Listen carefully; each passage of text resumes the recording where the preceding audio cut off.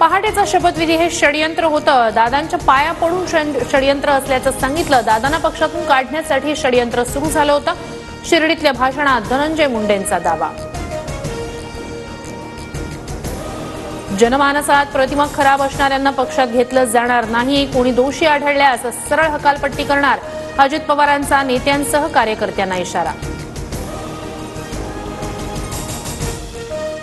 मला टार्गेट करण्यासाठी काही लोक काम करतायत. देशमुखांच्या हत्येचं समर्थन कुणीच करू शकत नाही. हत्या करणाऱ्यांना फाशीवर लटकवलं पाहिजे. शिर्डीतील राष्ट्रवादीच्या शिबिरात धनंजय मुंडेंचं वक्तव्य. राष्ट्रवादीच्या शिबिरात नवाब मलिकांकडून बीड प्रकरणाचा उल्लेख.